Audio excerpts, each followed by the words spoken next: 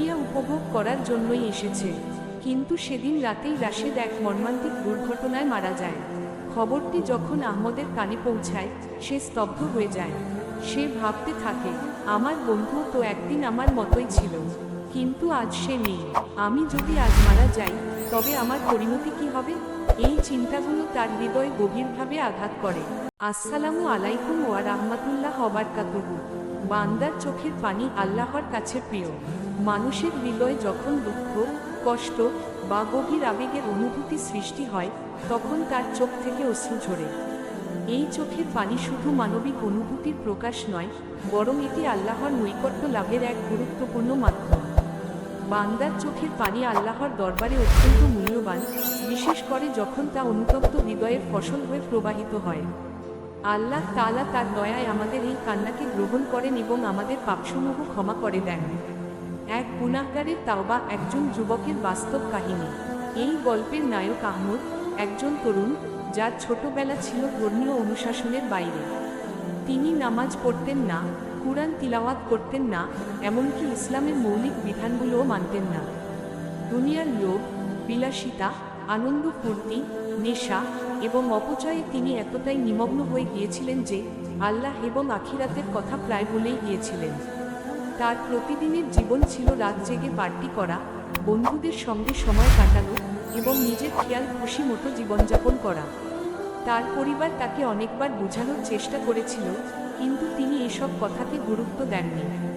তিনি ভাবতেন, জীবন উপভোগ করার জন্যই এসেছে, পরে সময় পেলে ধর্ম পালন করব। বন্ধুর মৃত্যু ও জীবন পরিবর্তনের উপলব্ধি।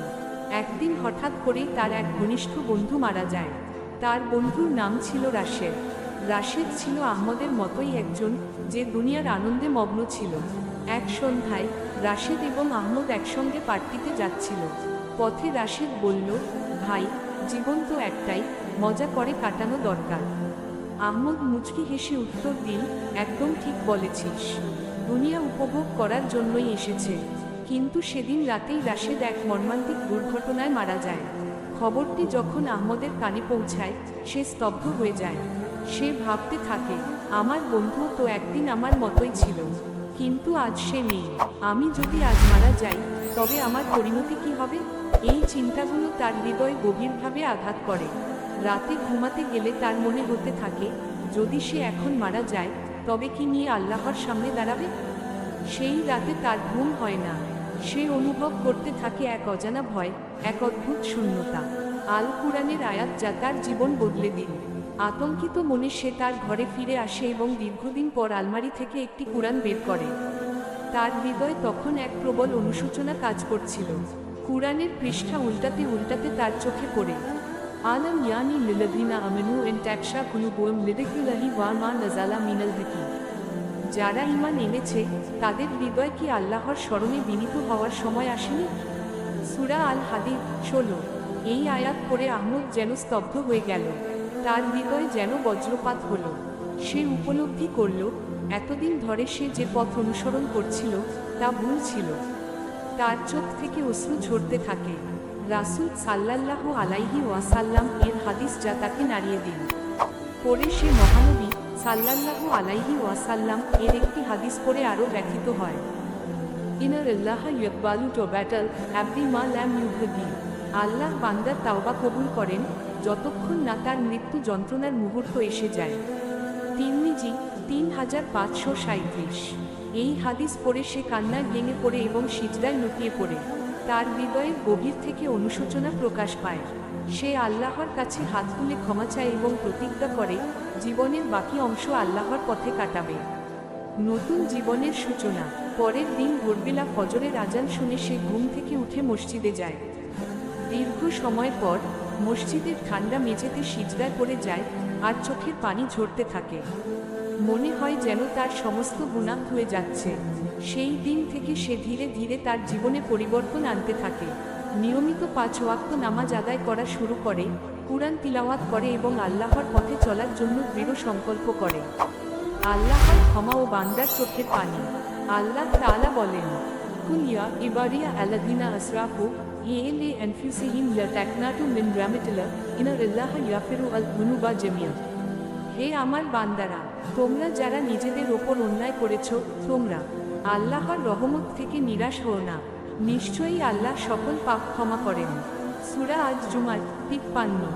এই আয়াত আহমদের হৃদয়কে শক্তি যোগায়। সে বুঝতে পারে আল্লাহর রহমত সীমাহীন। আল্লাহ তার সমস্ত গুনাহ ক্ষমা করে দিতে পারেন যদি সে আন্তরিকভাবে তাওবা করে। চোখের পানি আত্মার পরিশুদ্ধতা ও আল্লাহর ভালোবাসার নিদর্শন। বান্দার চোখের পানি শুধু দুঃখের প্রতীক নয়, বরং এটি আত্মার পরিশুদ্ধতা এবং আল্লাহর ভালোবাসার নিদর্শন। রাসূলুল্লাহ বলেছেন, যে ব্যক্তি আল্লাহর ভয়ে কাঁদে, আল্লাহ তাকে জাহান্নাম থেকে রক্ষা করেন। তিরমিজি 1633। আমরা যদি আল্লাহর ভয়ে কাঁদি, তাওবা করি এবং আল্লাহর কাছে অনুনয় বিনয় করি, তাহলে আল্লাহ আমাদের ক্ষমা করে দেবেন এবং জান্নাতে প্রবেশ করাবেন। বান্দার চোখের পানি আল্লাহর কাছে অত্যন্ত মূল্যবান। এটি আমাদের আত্মার পরিশুদ্ধতার প্রতীক এবং আল্লাহর রহমত লাভের মাধ্যম। আমাদের উচিত আল্লাহর কাছে আরও বেশি দোয়া করা, তাওবা করা এবং আমাদের কষ্ট ও দুঃখ আল্লাহর কাছে প্রকাশ করা। প্রশ্ন: আপনার কি মনে হয় আল্লাহর পথে কান্না করার মাধ্যমে আমাদের জীবনে পরিবর্তন আসতে পারে? আপনার মতামত কমেন্টে জানান। আহ্বান: ভাই ও বোনেরা, আমরা যখন আল্লাহর কাছে তাওবা করি এবং তাকে ভয় করে চোখের পানি ফেলি, তখন আল্লাহ আমাদের মাফ করেন। এই গুরুত্বপূর্ণ বার্তাটি সবাইকে জানাতে ভিডিওটি শেয়ার করুন। মহানবী বার্তা চ্যানেলটি সাবস্ক্রাইব করুন, লাইক দিন এবং নোটিফিকেশন অন করে রাখুন যেন ইসলামিক জ্ঞান অর্জনে কোনো ভিডিও মিস না হয়। সত্যের বার্তা ছড়িয়ে দিন, নবীজির শিক্ষা অনুসরণ করুন।